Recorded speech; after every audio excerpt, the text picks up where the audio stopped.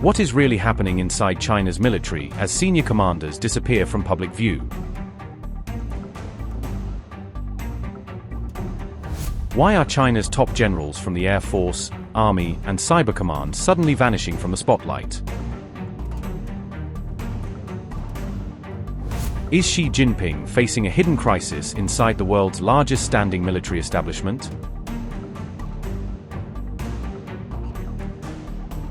Xi removes generals who oversaw key equipment procurement and sensitive space programs.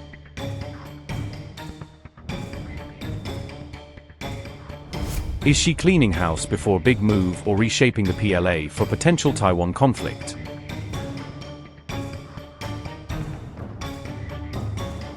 China stripped 6 senior military lawmakers of their seats in the National People's Congress during a meeting held on June 27. State media said the National People's Congress Standing Committee approved the removals but did not provide any official explanation for the decision. The move marked the latest escalation of President Xi Jinping's years-long anti-corruption campaign targeting senior political and military officials. General Xu Xueqiang, who previously oversaw major People's Liberation Army equipment development programs, was among the officials removed. Xu had also served as commander of China's manned space program since 2022 before losing his legislative seat.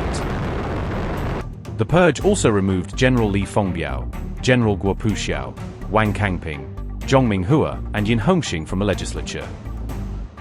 The removals affected officials from the PLA Air Force, Army, Cyberspace Force, and several key military theater commands. Former financial regulator Li Yunze and recently investigated Politburo member Ma Xingrui also lost their seats in the National People's Congress. Xi Jinping's anti-corruption campaign has already led to the removal of scores of senior government officials and top PLA generals in recent years.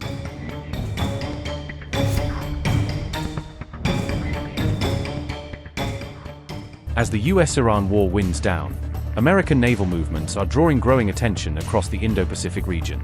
During the conflict, the Pentagon shifted major military assets to the Middle East, raising concerns among US allies in Asia. That deployment fueled questions about Washington's long-term commitment to maintaining its presence in the Pacific. New military movements now suggest the United States may be turning its focus back toward strategic competition with China. The USS Boxer amphibious assault ship arrived in the South China Sea earlier this month, drawing attention to shifting US military priorities. The warship had originally been expected to support operations connected to the Middle East crisis. Instead, the Boxer was redirected to the Pacific, where it joined American naval forces already operating in the region. Satellite imagery appeared to show the vessel moving toward the northeastern part of the South China Sea. The Boxer carries F-35B stealth fighters, Osprey aircraft, and more than 2,000 Marines, making it a significant force projection platform.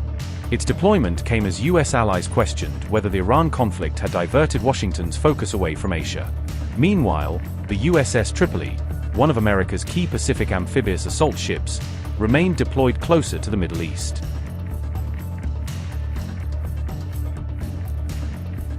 Boxer's arrival coincided with growing signs that the Iran conflict was moving toward a diplomatic endgame rather than further escalation.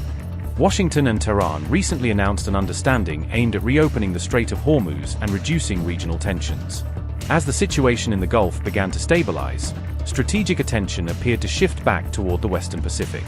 Analysts continue to argue that China remains America's most significant long-term strategic challenge despite recent crises in the Middle East. In a separate move, the Pentagon restored the historic name U.S. Pacific Command. Officials said the change revives a legacy tied to decades of American military operations. While responsibilities stay the same, the new name puts the Pacific back in focus.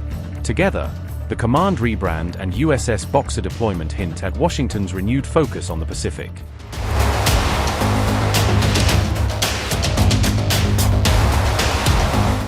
Iran's foreign ministry held separate consultations with senior counterparts in both Russia and China before the agreement moves forward.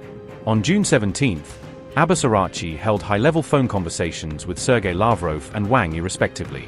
During discussions with Moscow, Iranian officials reportedly focused on the Memorandum of Understanding negotiated with Washington. Iran's foreign minister also reportedly stressed that Israel must completely halt its military operations inside Lebanon. Russian Foreign Minister Sergei Lavrov reaffirmed Moscow's full support for the Iran-US Memorandum of Understanding, according to Tasnim. Russia's foreign ministry said, and I quote, "On June 17th, FM Sergei Lavrov and Arachi spoke over the phone. Russia expressed support for the understanding on de-escalating tensions in the region. The importance of their strict observance by all parties, including Israel, was emphasized." With Beijing, Iran's top diplomat also reportedly shared details of the Memorandum of Understanding reached with the United States. Arachi reportedly thanked China for its backing and engagement throughout the lengthy negotiation process with Washington. China's Wang Yi welcomed the agreement and reportedly stated that Beijing stands ready to assist with its implementation, according to Tasnim. Meanwhile, at the G7 summit in France, Trump publicly thanked Putin and Xi for maintaining what he described as a neutral position. It's going to take a long way for them to build back their anti-aircraft stuff.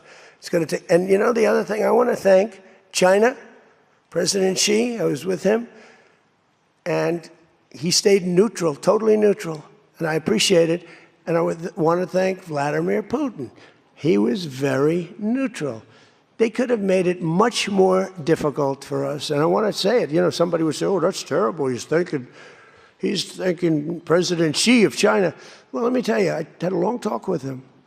You know, they have shoulder weapons to knock down airplanes. That it's not like the real deal, but they're accurate. They're fairly accurate.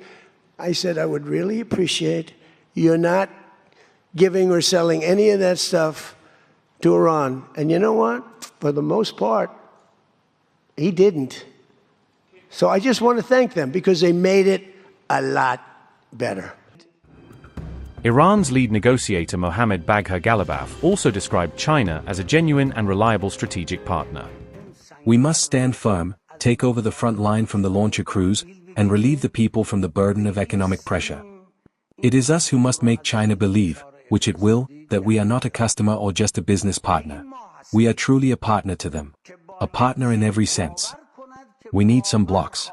I'm saying clearly, these blocks must be formed. And in a way, they are already formed.